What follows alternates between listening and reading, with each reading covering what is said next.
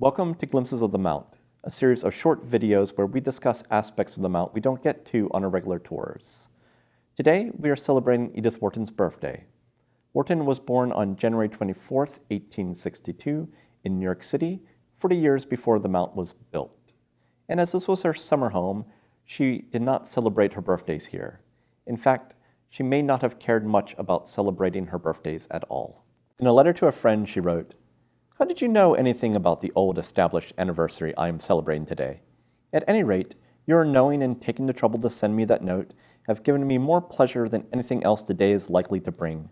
I excessively hate to be 40. Not that I think it a bad thing to be, only I'm not ready." So today, I would like to show you some items from our collection connected to Wharton's birthday and childhood.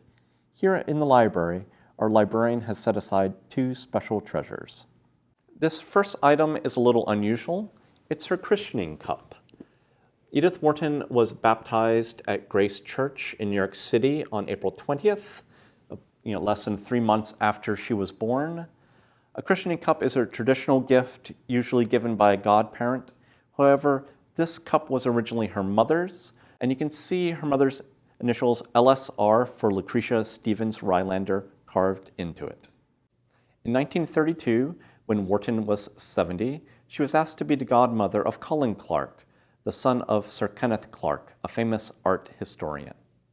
She sent the cup to him, writing to Kenneth, "The cup is obviously American, and I thought it might amuse you for that reason. I don't know anything about American hallmarks, but perhaps you can find a book which will situate this artless object." We obtained this cup from Colin Clark himself in 1988. The next item is a childhood portrait of Edith Wharton. It is the earliest known portrait of her. Painted in 1865, when she was only 3 years old, by a New York City-based painter named Brady, it was donated to us by the novelist and Wharton scholar Louis Auchincloss.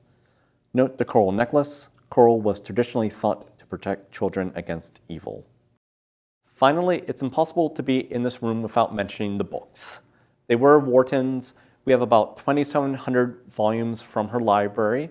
A number of them were given to her for her birthday. In her autobiography, A Backward Glance, she writes that, "There was one supreme day when, my mother having despairingly asked her old literary advisor, Mr. North at Scribner's, what she could give the child for her birthday, I woke to find beside my bed Buxton Forman's great editions of Keats and Shelley. Then the gates of the realms of gold swung wide, and from that day to this I don't believe I was ever again, in my inmost self, wholly lonely or unhappy. Here on the shelf are those editions.